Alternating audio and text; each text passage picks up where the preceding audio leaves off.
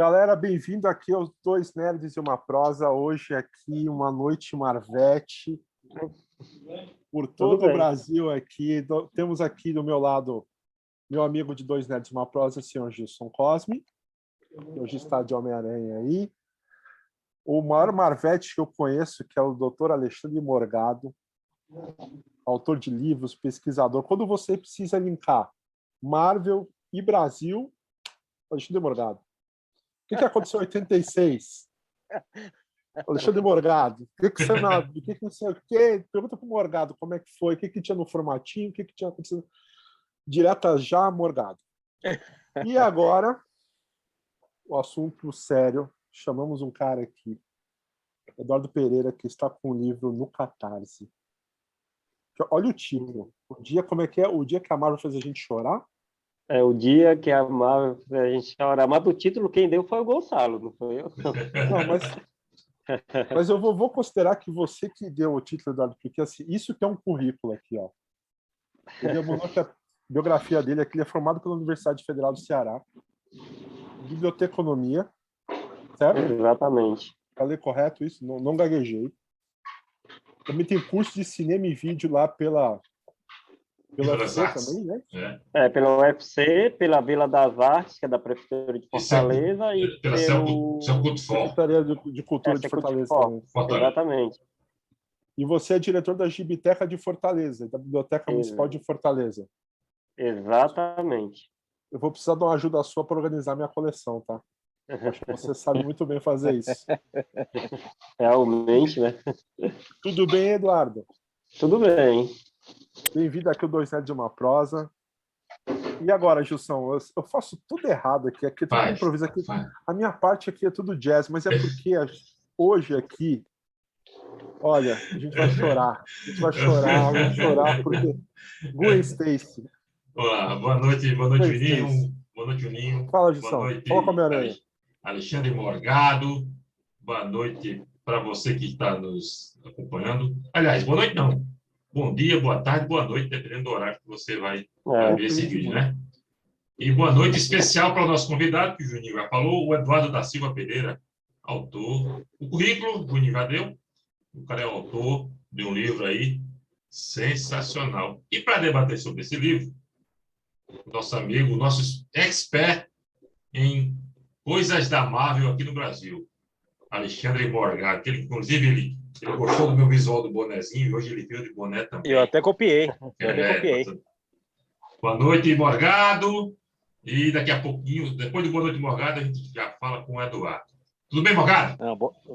Boa noite, tudo bem, tudo tranquilo. Obrigado pelo convite aí mais uma vez. Já estou virando sócio desse canal. Vai ser 3 nerds e meia prosa, sei lá. Olha, mas aqui, para quem está assistindo, eu vou fazer uma denúncia. A gente estava fazendo um bate-papo aqui nos bastidores, né? A gente perguntou ao Morgado, você assistiu o filme do Batman? Ele, filme de quem?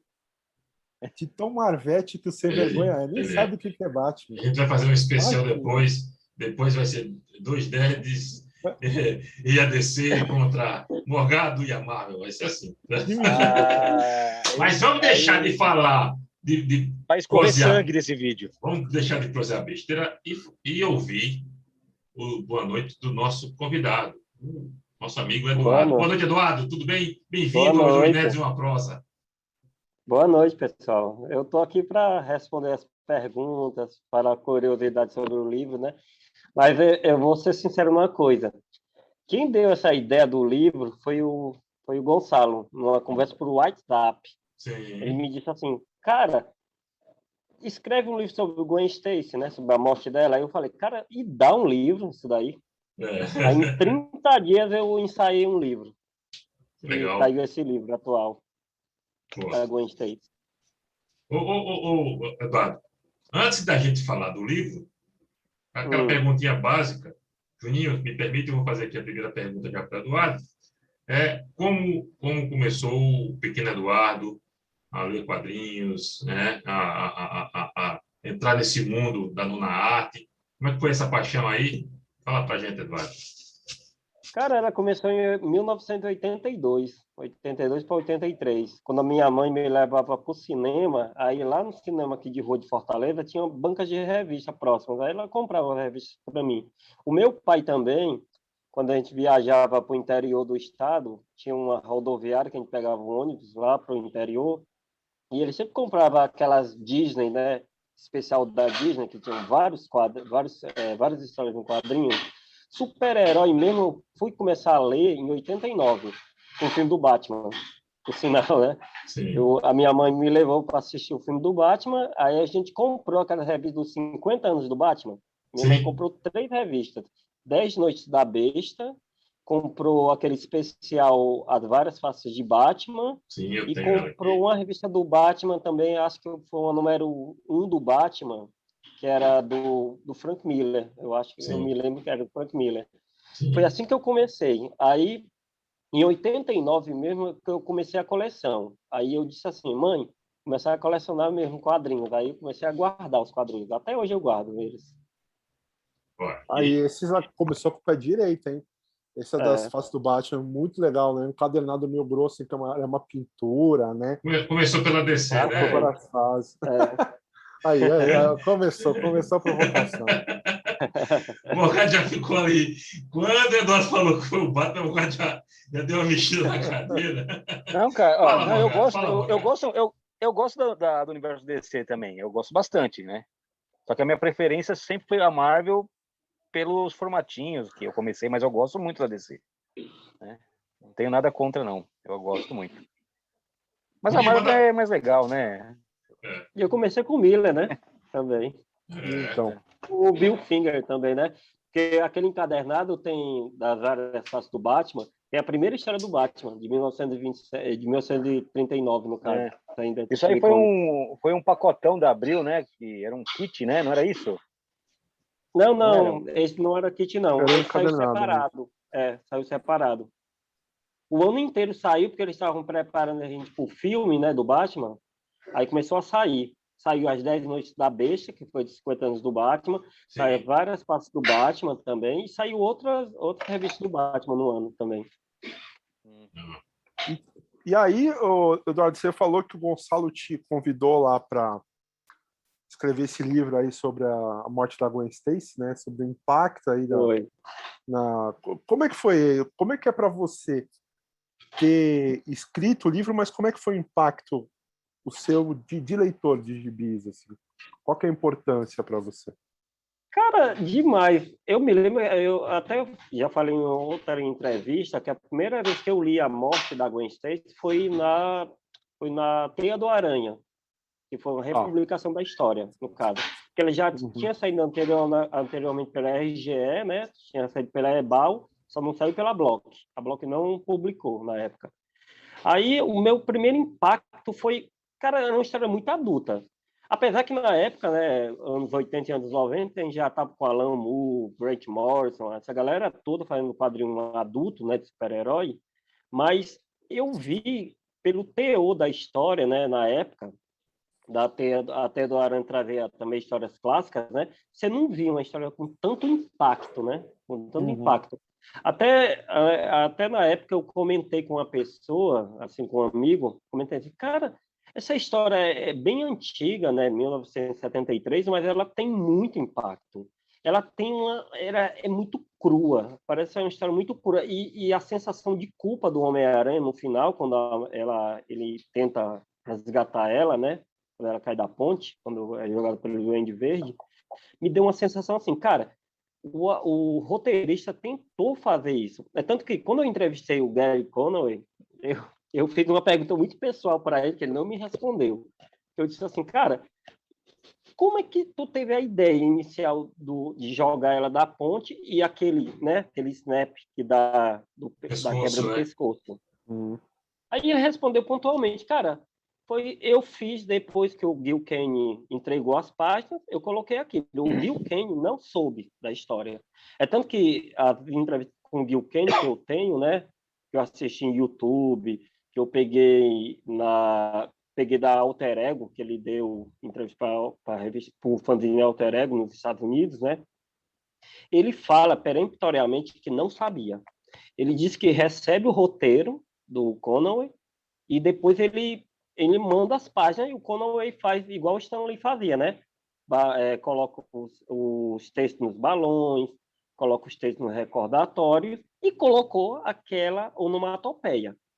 Que depois, quando ele viu a revista feita, ele disse assim, cara, eu não tive participação nisso. Quem fez foi o Conway. Ele que fez aquilo dali e eu não sei o porquê ele fez. Aí o Conway falou que era a juventude. Ele escreveu a história com 21 anos de idade. E ele queria desafiar muita gente na Marvel, principalmente o Stan Lee. Isso daí fica muito patente. Nas 32 entrevistas que eu vi com ele, que as pessoas perguntam sobre a morte da Gwen Stacy, ele sempre fala isso daí. Cara, eu era um jovem, era impulsivo, estava morando com o Lil Wayne, aí eu falei com o Lil Wayne um pouco antes, aí eu disse, ele me dá uma ideia de como eu devo fazer aquela história. Aí ele falou, faz no impacto, faz na loucura mesmo. Aí ele fez. Ele disse que não consegue lembrar muito. Ele vai completar esse ano 70 anos de idade, né? O Conway. Ele nasceu no mesmo ano que o meu pai nasceu, 1952, né? Também. Mas ele sempre diz, cara, é impacto. É uma coisa que eu não sabia o que iria acontecer depois. Então, mas eu acho... Hoje, só fazer um comentário aqui. Claro. Quando a gente entende esses bastidores, e com certeza o Eduardo e o Morgado entendem muito, eu acho esse sistema que a Marvel fez nos anos 60, que tipo... que é como se o Stan Lee fosse um diretor criativo, né? Mas tipo, um vai desenhando e o outro escreve o texto e aí vê o que acontece. Eu acho incrível como que deu certo, porque para mim não parece que vai dar certo, sabe? Eu acho muito doido os caras terem feito histórias que são icônicas assim de uma forma tão solta. Eu não sei se para vocês isso não parece um pouco estranho. Não é estranho? O John Romita uma vez disse que uma vez viu o Stan Lee e o Jack Kirby conversando, que eles estavam falando sobre o Quarteto Fantástico. Na edição tal, vamos fazer assim, vai acontecer tal coisa, e fulano, ciclano, não sei o quê, não sei o quê, não sei o quê. O John Romita falou, o que esses caras estão falando? Né? E aí, quando saía a revista no mês seguinte, ele via aquilo e falou, eles estavam conversando sobre isso. E o resultado lá estava perfeito, assim, estava, é isso. Então, assim, aquela coisa, né? A magia, né? Então, era o período, né? Então, aquela coisa da expansão, né? O período criativo era demais, né? Posso completar uma coisa, Morgado, assim? Claro. Posso completar nessa tua fala? Duas coisas. Eu estou pesquisando sobre sobre o Hollywood, uma pesquisa sobre o Hollywood. O Hollywood, ele se demite da Marvel justamente porque ele não aceita essa questão que o Stan Lee faça os roteiros, né? Faça o baloneamento de contexto e tal. Aí Saiu. O problema cadê esse probleminha? Ele acha que é muito chato. O Stan Lee quer até nos roteiros dele, que ele faz sozinho, o Stan Lee quer colocar o nome dele. Quer colocar ele como co-argumentista. Ele não aceita isso. E uma outra coisa, o Gil Kane, no meu livro, eu faço uma explicação bem básica, que ele detestava o estilo da DC Comics de roteiro, porque era um roteiro sem liberdade. Ele gosta do estilo Marvel. É tanto que ele falava com o Stan Lee escondido. Ele falava com o Stan Lee, Stan, eu tenho que sair da DC Comics, eu tenho que sair da DC porque eu tenho que trabalhar com vocês, que vocês fazem o estilo que eu gosto de roteiro. Esse roteiro mais livre, onde o desenhista tem mais liberdade. O que eu quero dizer com isso? Que existia desenhistas que amavam o estilo Marvel e tinham desenhistas que detestavam o estilo Marvel. Jack Kirby, ele chega num momento que ele odeia. Steve Ditko, mesma coisa. Steve Ditko também chega num momento que ele acha que está sendo roubado, que acha que o Stan Lee está roubando as ideias, está fazendo algo contrário a ele. É tanto que numa entrevista de 1964, que ele dá numa das primeiras Comic Con dos Estados Unidos, o Ditko fala muito abertamente, cara, eu fiz tudo, ele só me deu um nome, Homem-Aranha, Spider-Man, ele só me deu esse nome e eu fiz tudo. O Stan Lee não fez nada e não faz nada. Cara, é uma coisa bem complexa. Dá a impressão que o desenhista fazia mais mesmo. É complicado isso aí, né, Vini? A gente tem, sem citar nada, mas a gente tem uma situação bem parecida a essa aí, né? De alguém que diz que faz tudo e que não viu né? Então é bem complicado sair no calor de Exatamente. 60, no calor de 64, ele poder juntar a raiva que tinha e dizer que ele fez tudo, mas se a gente for, talvez não seja bem apenas isso. Mas É, eu queria entrar num detalhezinho aí que eu acho interessante, que quando ela fala que foi em 1973, e aí eu já puxo para o lado do Alexandre Morgado, que é o nossa enciclopédia Marvel, né? E 73, 72, 74, no início dos anos 70, estava tendo uma reformulação cultural no mundo e dentro da Marvel também. Né? Era um período em que os aspectos sociais estavam muito presentes nos quadrinhos, né? Isso se refletia na fase do Homem-Aranha, né? E teve o período de drogas lá do Henry Osborn, né? Teve essa questão da morte da Gwen Stacy. Morgado, você consegue contar um pouquinho desse período aí? Tudo dessa fase veio para o Brasil? Ficou alguma coisa do Homem-Aranha nesse período aqui acabou não aparecendo aqui ou veio tudo? Essas histórias do Stan Lee, do Dítico e do John Romita foram todas publicadas por aqui, né? Ficaram alguma coisa das edições anuais. Eu acho que uma ou outra do Dítico ainda é inédita por aqui. Eu acho que eu não vou lembrar quantas foram, talvez, acho que foram umas 4 ou 5 com o Dítico, menos ainda, né? Tinha edição, acho que foram umas 3 edições anuais. Foram 3 ou edições 4. Eu acho que dessas 3 ou 4, eu acho que uma ou duas não saíram até hoje por aqui. Porque eu estava vendo um dia no Guia dos Quadrinhos, eu falei, caramba, tem história inédita ainda para publicar? Talvez tenha saído nessa coleção da Panini, nesse busão do Homem-Aranha aí, que é o coleção histórica, como que chama? Essa capa dura do Homem-Aranha que está saindo agora. Sim, Eu esqueci Panini, o nome né? do título. Eu Eu acho que comprei ali ela. deve... o Espetacular Homem-Aranha, eu acho. Homem-Aranha, É acho que é isso. Espetacular Homem-Aranha. Isso. Eu acho que nessa coleção deve estar saindo uma ou outra inédita do Dítico na revista das edições de Amazing Spider-Man anual. Então, para você ver que ainda ficou uma ou outra coisinha fora, assim, deve ter saído nessas daí. E as histórias posteriores do Dítico, com o Romita e com o Gil Kane, foram todas publicadas no Brasil. Esse período que você fala dos anos 70, algumas coisas saíram na Ebal, mas eu, assim, particularmente como leitor, só fui acompanhar na Teia do Aranha, né, nos anos 90, né? Mas mesmo assim, dá para a gente compreender um pouco o período, né? O velho daqui sou eu li pela RG. Eu li pela RG, você acaba só lendo na Teia do Aranha. Pela RG saiu algumas coisas também. Saiu. Mas, Você tem aí catalogado o que é que da fase da morte da Gwen Stacy saiu no Brasil mesmo? Oficial? Nossa, Pela Ebal não foi, né? Não, pela Ebal foi a primeira. Pela Ebal foi essa aqui, ó. Saiu? Ebal saiu. Saiu nessa edição aqui. Ei, por sinal, poucos meses depois que saiu nos Estados Unidos. Foi setembro, foi outubro e novembro. Não, desculpa. Foi setembro e outubro. Ó, olha só. Que massa, hein? Bonita essa capa.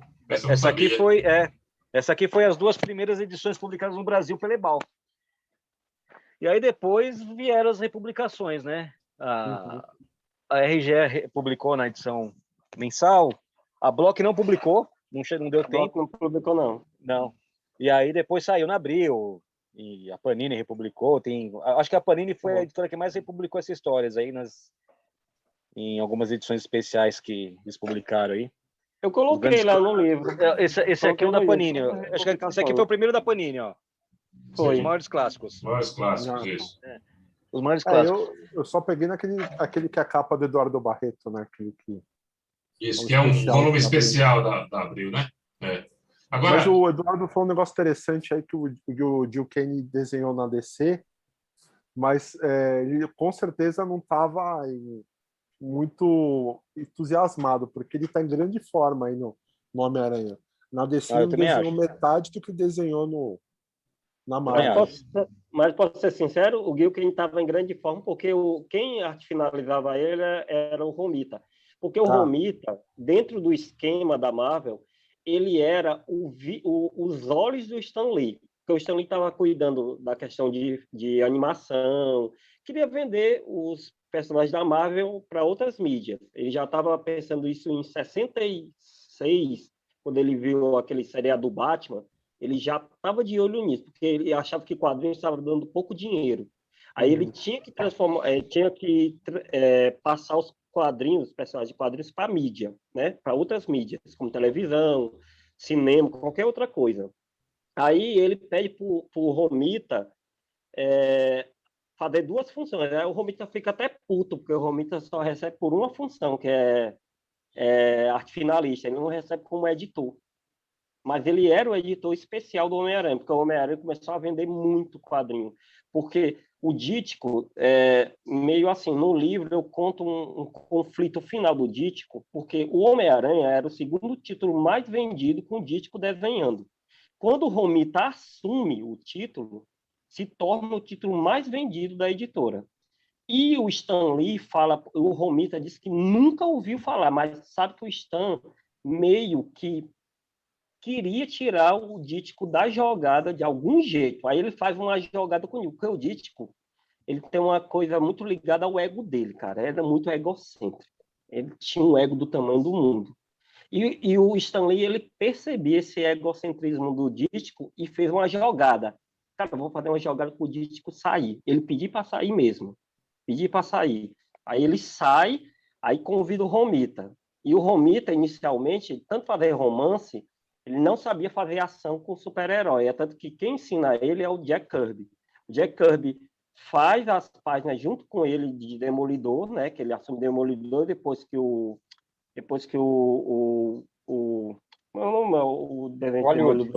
Hollywood sai, né? O Hollywood pega o beco e ele começa a trabalhar no Demolidor. Aí, depois de um certo tempo, ele pede pro Romita fazer uma história onde o Homem-Aranha apareça, para ele saber como é que ele vai desenhar o Peter Parker e o Homem-Aranha, né?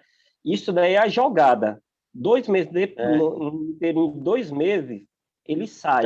Já era um teste do Stan Lee, já. Já era, mas o Romita não sabia. O Romita de pé junto que não sabia que era um teste. E quando ele foi chamado para substituir o Dítico, a história clássica, né, Morgado? Cara, tu só vai substituir durante os meses. O Dítico volta. Eu sei que ele vai voltar, nunca voltou. Mas olha, voltou. Respeito que o Steve Ditko é gênio, criou o Homem-Aranha, e é maluco, ele fez o Questão.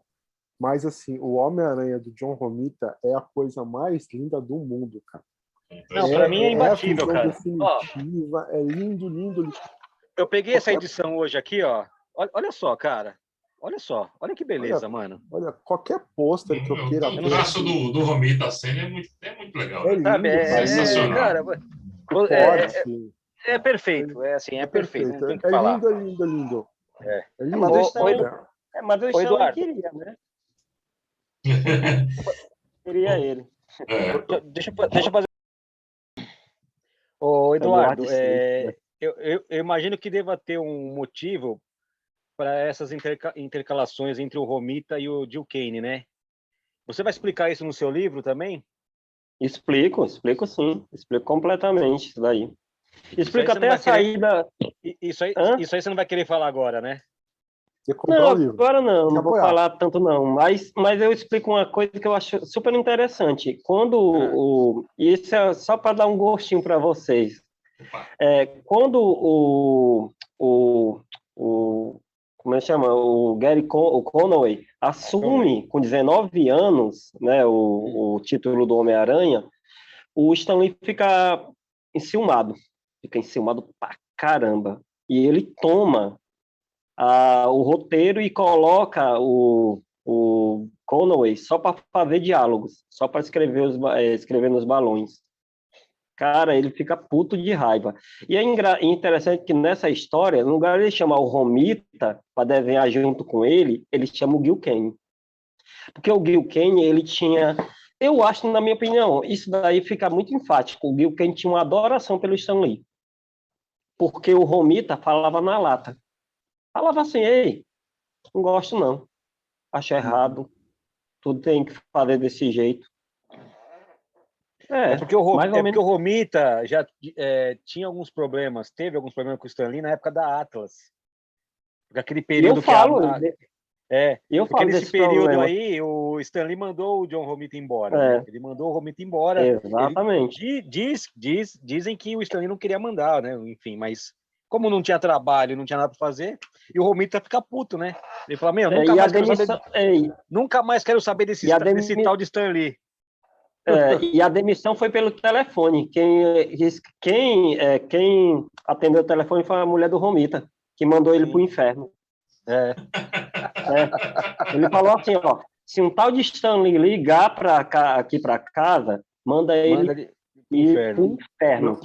Não foi isso, não. Foi assim, tipo, era a família de italianada louca lá, mandaram o pai embora do emprego. Ela falou assim, se ligar um judeu aqui, você não atende. É um maluco. O Stan Lee é um cara que usa peruca. Entendeu? Pois é. Imagina. É engraçado que no livro eu faço uma analogia bem interessante e faço até um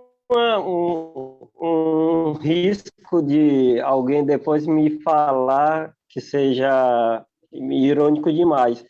Que o personagem que o Stan Lee mais se identificava na Marvel era o surfista prateado e o surfista careca.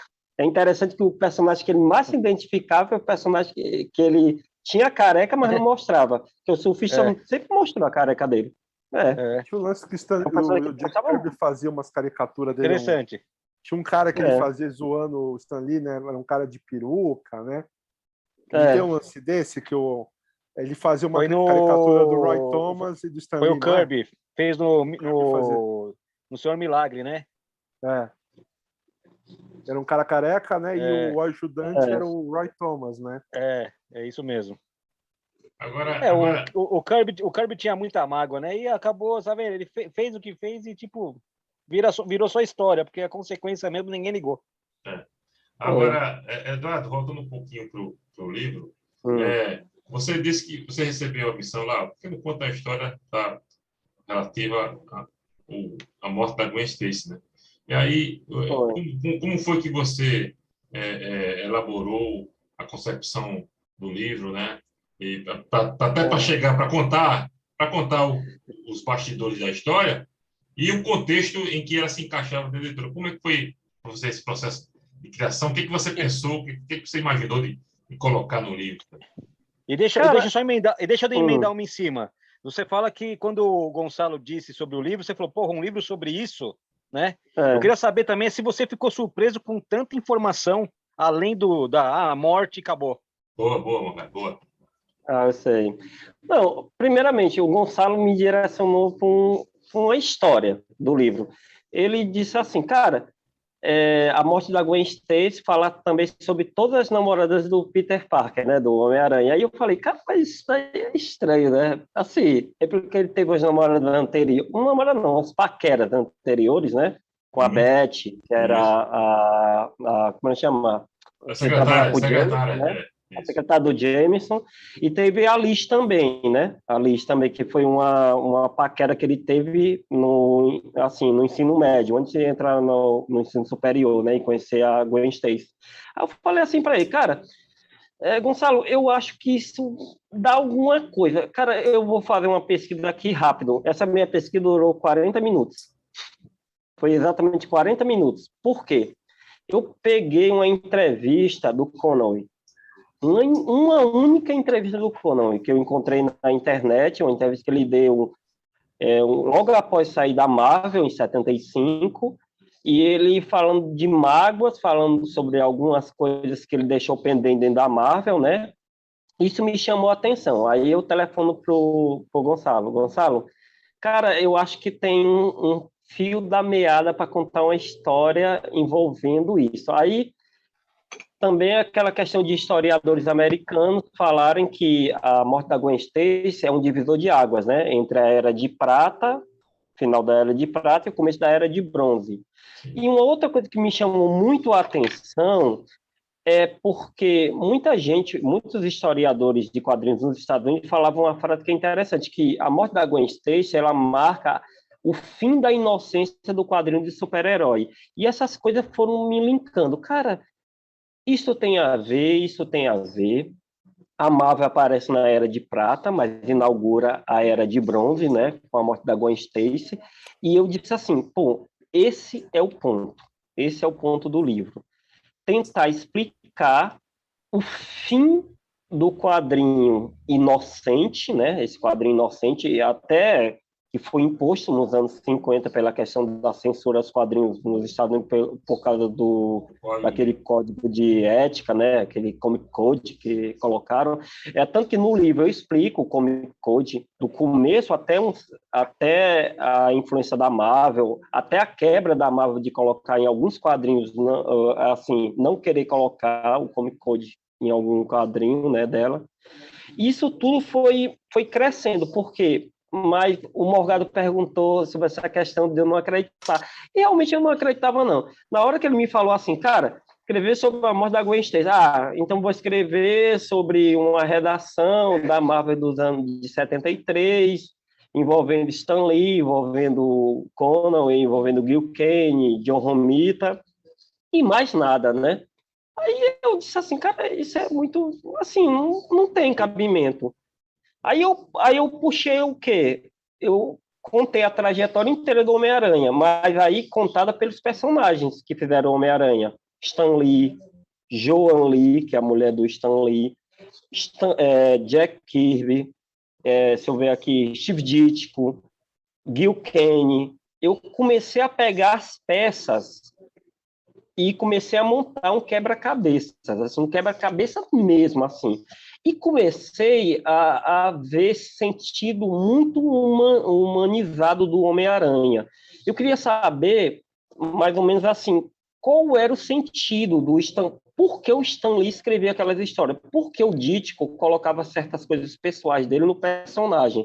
E isso eu fui construindo, porque para chegar na morte, na morte da Gwen Stacy, eu peguei uma frase do Conway que eu achei muito interessante. O Conway, ele, em 1962, quando o personagem é criado, o Homem-Aranha, ele tinha uns 12 para 13 anos de idade, né? Uns 11 anos, 11 ou 12 anos, 11 anos de idade, uns 10 anos, 10 para 11 anos de idade. E ele disse que começou a ler Homem-Aranha.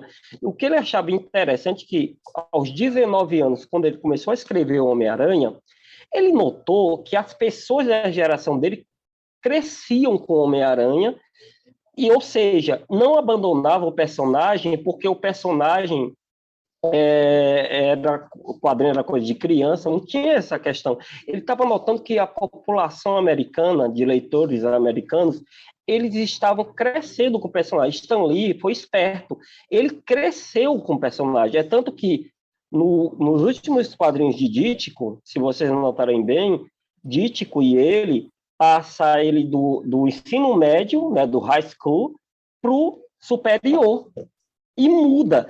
Porque o menino que começou com 11, 12 anos lá em 62, ele já tinha 19 anos ou 18 anos e estava entrando na faculdade também. Entendeu a jogada do Stan? Isso daí foi uma coisa que eu achei fantástica. Mas eu descobri que o Stan Lee fez isso impensadamente, porque o Stan começou a repensar uma coisa como editor. Ele tinha que se livrar de toda aquela carga de editores dos anos 40 e 50, aquela carga idiota, que era uma carga que ele achava muito idiota de você não conseguir compactuar com a realidade que ele estava vendo de guerra, de pessoas morrendo, de luta a favor dos direitos civis e tudo. E ele começou a ver isso, ele começou a tatear isso, e ele começou a introduzir isso nas histórias da Marvel. Isso é que eu acho o grande legado de Stan Lee. Claro, todos são co-participantes, mas você pega a primeira turma de desenhistas, de colaboradores de Stan Lee, eles são todos desenhistas ou dos anos 40 ou dos anos 50. Eles são já desenhistas bem tarimbados. Os caras não tinham essa visão de colocar a realidade que eles estavam vivendo, tá? E o Stan teve essa característica. E isso daí vai eclodir na morte. Por que a morte é um impacto? Porque você está acompanhando durante a sua vida. Você era criança, adolescente e já é adulto. Imagina o impacto que tem a tua namorada morrer. A namorada que tu ama de paixão morrer. E aí é que chega o Conan, e com 21 anos de idade, escrevendo a morte. Pô, eu enxerguei isso, porque eu vivi isso, porque o Conan viveu duas partes. Ele viveu como escritor, né, roteirista da história, e viveu também como leitor da história. Ele gostava muito da Marvel. Ele começa a trabalhar com 16 anos na DC Comics. Ele passa para a Marvel porque ele ama o quadrinho Marvel, ele ama o estilo de fazer quadrinhos da Marvel. E eu acho que é isso que explica o meu livro. O meu livro, ele tenta entender como é que você chega nesse ponto, como é que você chega numa morte tão brutal e o porquê da morte brutal, e por que essa morte é tão importante no mercado editorial após a morte. Por quê? Figuras como Alan Moore, Frank Miller, a própria DC Comics, como contragolpe, vai ter que fazer quadrinhos adultos dentro da própria editora também. Ou seja, a Marvel estimula a DC a mudar. A Marvel estimula, com a morte, a dizer, cara, nós temos que fazer alguma coisa, ou parecida, ou alguma coisa que esteja nessa linha, porque eles vendem, eles são a coqueluche, né, da época, eles são a crista da onda, ou a gente faz diferente, ou a gente se afoga aqui. Porque a gente tem os deuses aqui, Batman, Superman, não sei quem, mas sem eles, sem essa pegada Marvel, a gente se perde. É parecido com o que rola nos filmes hoje, né? Exatamente. Na cultura pop, né? Eduardo, falando assim em drama, e a escolha do título? Esse título aí que você daí, falando em drama, esse título.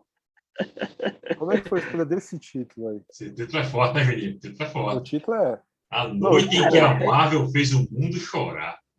É excelente. Excelente. É uma alusão ao título do quadrinho, né? Da história. A ideia foi sua? A noite que Gwen Stacy morreu. Exatamente, a noite que Gwen Stacy morreu. Não, o título não é meu. Eu posso falar abertamente, o título não é meu. O título é do Gonçalo Júnior. O Gonçalo foi que deu o título. E eu achei o título maravilhoso. A primeira vez que eu vi o título, eu fiquei assim, abismado. Porra, cara, o título fala tudo. Eu acho que não tem mais do que falar. Não tem o que falar. Porque onde a morte foi publicada, realmente ela abalou as pessoas, né? Abalou os fãs, os leitores de Homem-Aranha.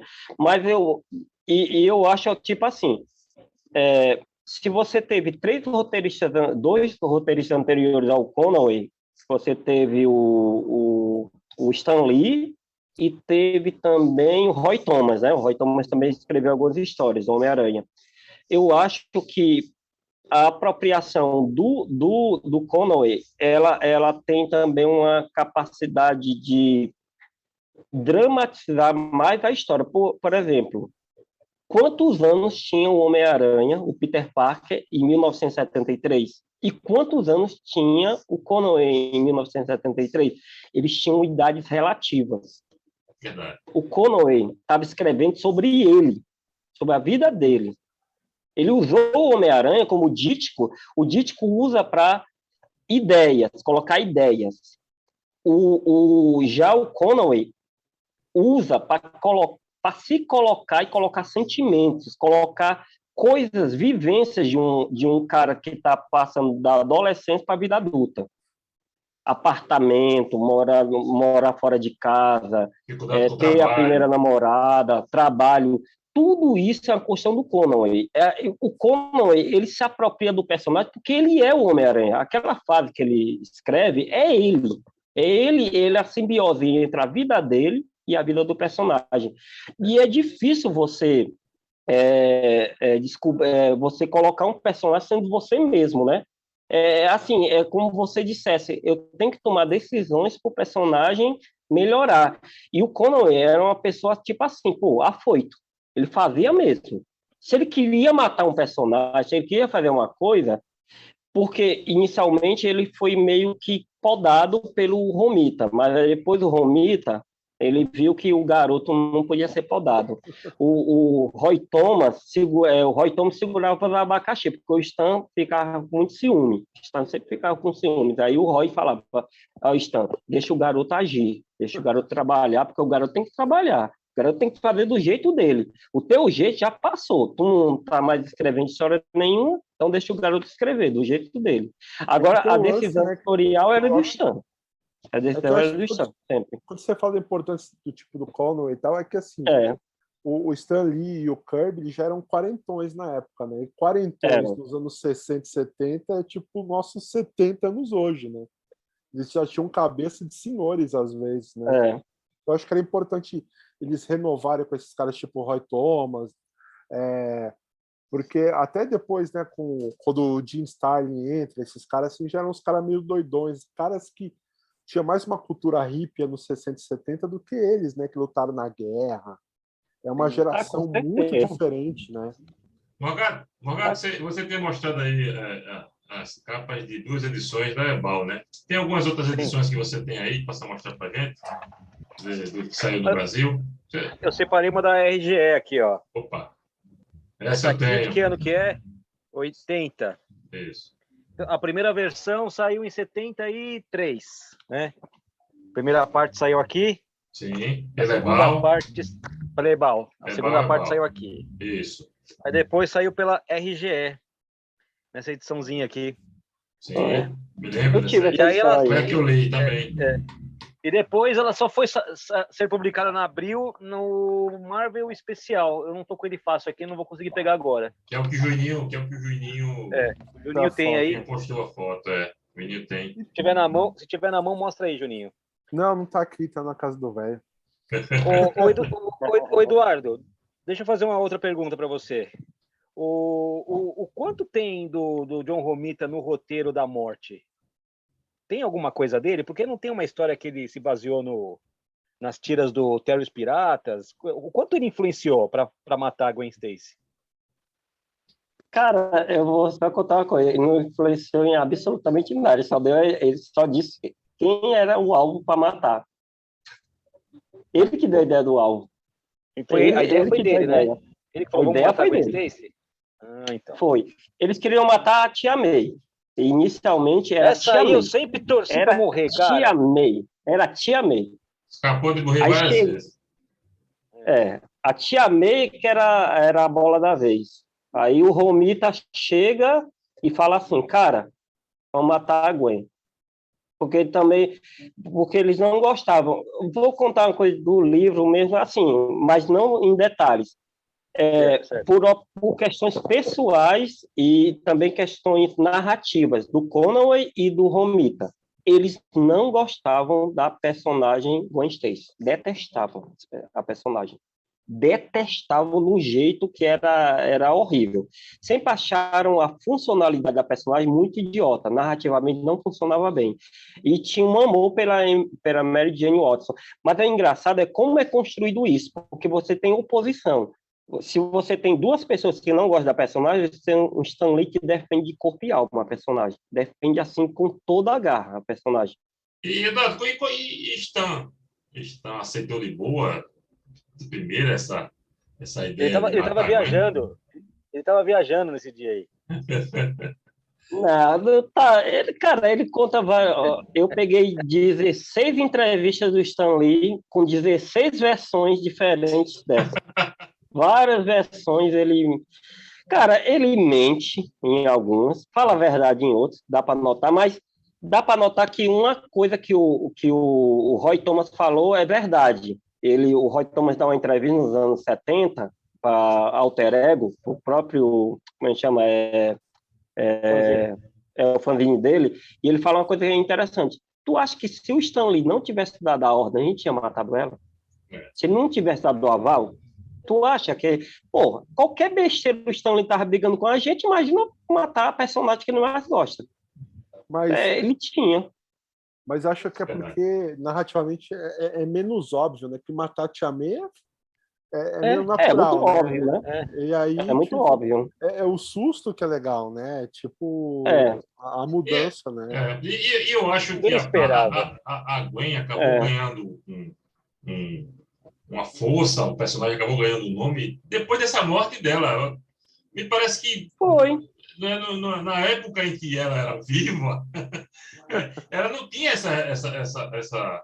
essa popularidade toda, não tinha essa relevância toda, tanto que foi escolhida para morrer. Mas depois que o advento da morte dela, isso durante anos ficou muito marcado, sempre voltava. Por mais que a Mary Jane assumisse a posição de grande amor do Peter, esse fantasma da Gwen sempre existia, né? Essa questão até depois das clonagens e tudo mais, mas ela ganhou mais força, eu acho, depois da morte do que quando era viva. Tô certo, Eduardo? Essa cena aí. Mas eu acho. Você acha? Tá Ixi, mudo. olha, Tá mudo. tá mudo. Tá mudo, Eduardo. O senhor não. Eduardo. Desculpa, eu apertei aqui por engano.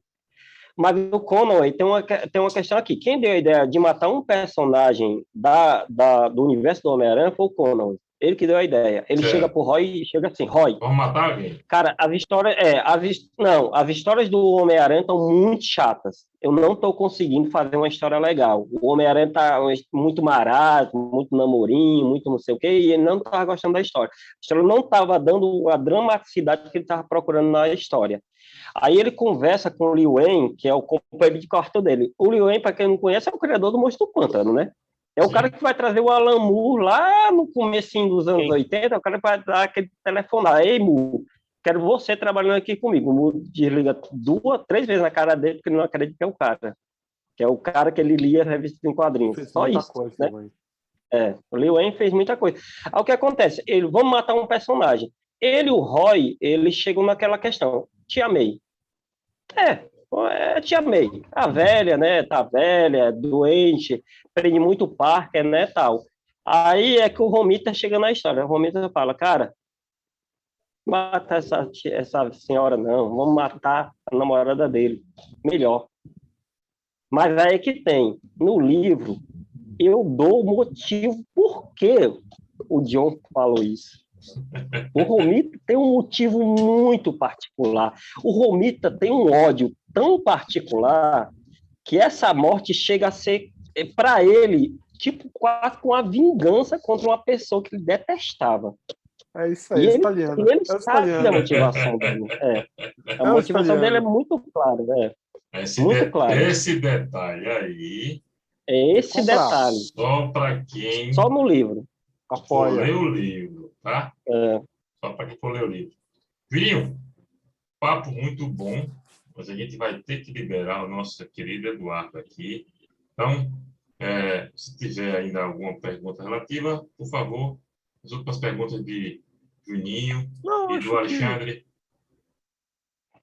Eu tenho uma pergunta para vocês, rapidinho, assim.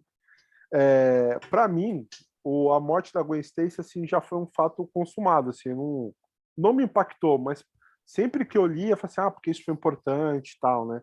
Se vocês também se sentem assim. E é isso. Para mim, encerra a participação por aqui. E a gente logo pode partir para o jabá do livro, né? E aí, Alexandre, faz sua pergunta aí.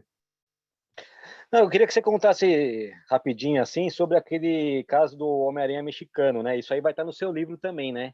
Então, assim, para quem não sabe o que é o Homem-Aranha mexicano, conta rapidamente, assim, só para dar uma pincelada nesse tema aí.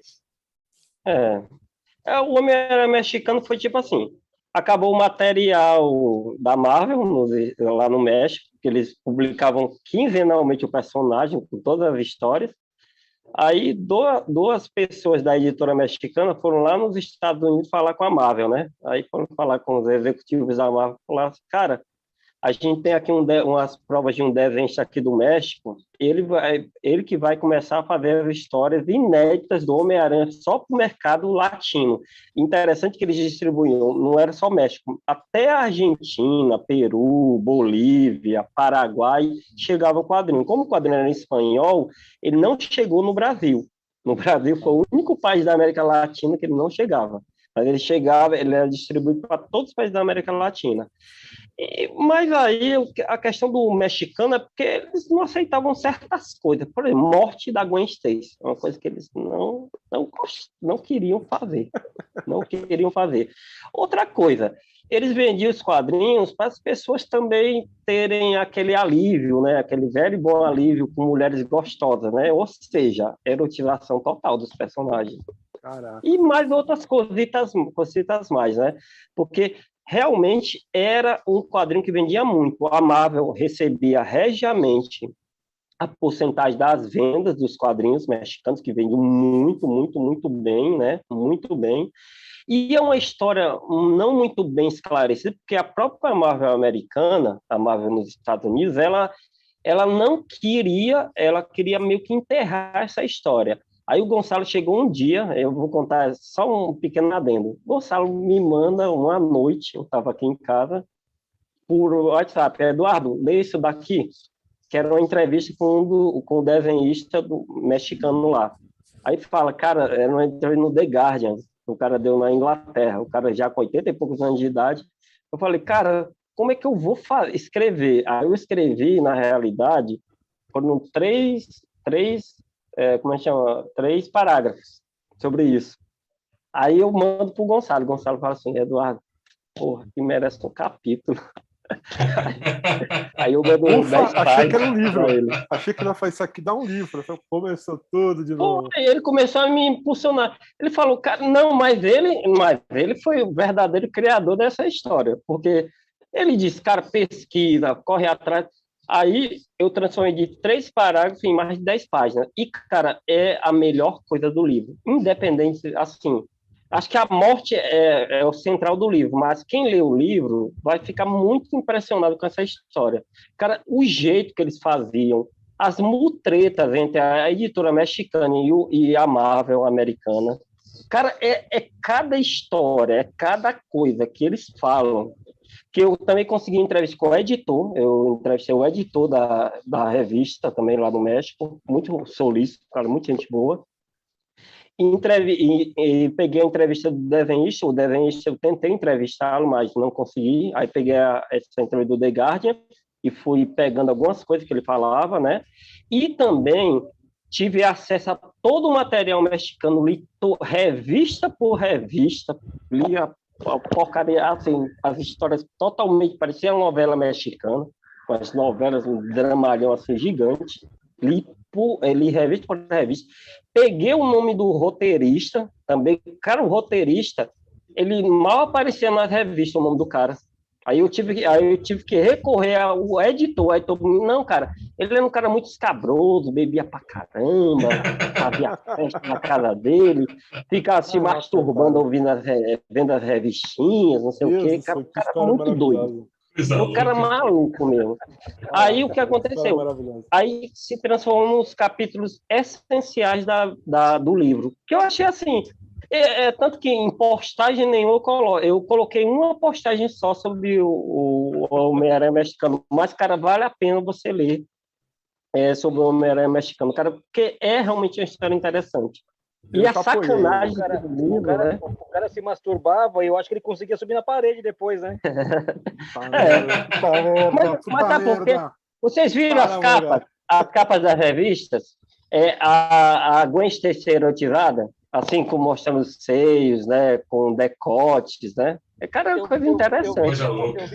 Usurpador. Você postou esses dias no Instagram uma imagem do casamento, né? Da Gwen Stacy. Do casamento, Eles se casam, então, a Gwen Stacy, eles se casam. É um absurdo. Cara, ó, no livro eu falo essa história. Eu digo, ó, tem um segredo naquela capa, tem um segredo nessa história. Ah, sim. De fato, eles não casaram, mas tem uma coisa nessa história do casamento, da capa do casamento, que não consumaram. Só vai saber. Só vai saber quando lê o livro. Só vai saber quando lê o livro. A noite em que a Marvel fez o mundo chorar. A história por trás da morte da namorada do Homem-Aranha, do nosso amigo Eduardo da Silva Pereira. Eduardo, esse livro está em campanha no Catarse, vai até quando? Como é que... Vai até o dia 11 de abril, né? 11 agora de abril. É uma campanha de 30 dias, tudo ou nada, né? Sim. A gente está até bem, a gente começou muito bem, tá? Já, assim, até o momento que eu vi, estava 28% já da meta já cumprida, né? Eu acho que é um êxito com o livro. E outra coisa também que eu quero indicar, que é o livro do Gonçalo sobre Editora Globo, né? Cara, a RGE é demais. É porque esse livro do Gonçalo tem uma história maluca, né? O Gonçalo publicou ele especialmente para o aniversário da Globo. Ele foi publicado dentro da Rede Globo e dá de presente. Aí o Gonçalo sempre a vida inteira queria lançar esse livro. Eu acho que ele complementa muito a morte da Gwen Stacy, o livro da morte da Gwen Stacy, junto com o livro da editora Globo, que é da RGE no caso, né? Falando sobre os 70 anos da RGE. E eu acho que é prato cheio, porque a gente também tem que lembrar as pratas da casa também, as editoras que fizeram a nossa vida, né? É isso aí. Ah, e outra coisa, no meu livro tem uma parte sobre a morte no Brasil. Qual foi o impacto da morte no Brasil? Que eu acho também essencial. Falar da morte da Gwen Stacy, não falar da relação que ela teve com nossos leitores aqui no Brasil, comigo, com vocês, né? Não seria um livro completo. É isso aí. Juninho, suas considerações finais para a gente poder liberar nosso amigo Eduardo. Não foi uma gravação, foi uma palestra, foi uma aula aí, tanto do Eduardo quanto do Morgado. E agora eu quero Homem-Aranha no México com Salma Hayek. Acabou. Alexandre Morgado, nossa enciclopédia do mundo Marvel. Suas considerações. O Homem-Aranha com a Salma Hayek que vai aparecer nos Eternos 2, viu, Gilson? Se prepare. Opa! Valeu. Vai ter combate. Eduardo? Cara, deixa eu só falar uma coisa aqui. A única vez que eu chorei lendo uma história foi a morte da Gwen Stacy. E o Gotardo, que assim, eu só fui ler na Abril. Eu não li as edições da Ebal e nem da RGE. E quando saiu em Marvel Especial, eu também não li. Eu só fui ler na Teia do Aranha, isso em 91, 2, por aí. Foi isso? Sim. Por aí. Foi. Eu sabia Foi por aí mesmo. Eu sabia que existia uma personagem chamada Gwen Stacy, que ela tinha sido morta pelo Duende Verde, mas eu nunca tinha lido. Então, assim, eu já sabia.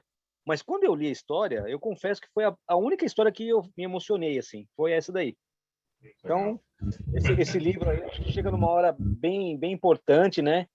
E por mais que tenha se passado 50, quase 50 anos, vai fazer 50 anos ano que vem, né? Ano que vem, exatamente. É uma história que ainda assim tem uma grande relevância, né? E virou um estudo do nosso amigo aí, que estou ansioso para ler esse projeto aí. E, com o Gonçalo por trás do projeto também, não tem como ser uma coisa ruim, né? Muito pelo contrário. Coisa boa, coisa de primeira qualidade, Eduardo. Quero agradecer demais você ter aceito o convite para vir prosear aqui com os dois nerds uma prosa aqui, capitaneado também com a ajuda do nosso Alexandre Morgado. O Dois Nerds uma prosa agora é seu, para suas considerações, fazer o que você quiser falar. E mais de antemão, agradeço demais pela sua presença, tá bom? Tá ótimo. Não, eu que agradeço por ter participado e fico muito feliz em compartilhar assim essas informações e também eu acho que o livro era um livro, eu vou falar as palavras do Gonçalo para ser minhas palavras, era um livro necessário, porque se a Marvel de 1961 até hoje, em mais de 50 anos de existência da editora Marvel, né? Eu acho que essa, se não for a maior história, é uma das histórias mais importantes, é a história de guinada da editora, né?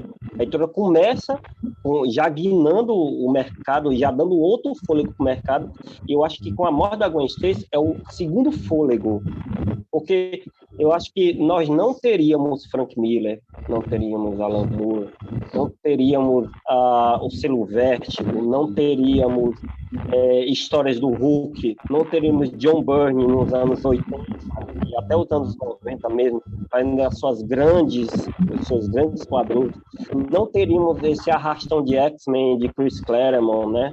Eu acho que é uma história que todo mundo se alimentou de algum jeito, todo mundo bebeu dessa fonte. É uma história importante.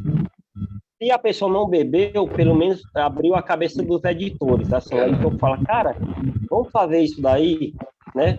Porque a morte mostrou que esse era um caminho provável, né? Para alguma coisa diferente. E muito obrigado, tá bom?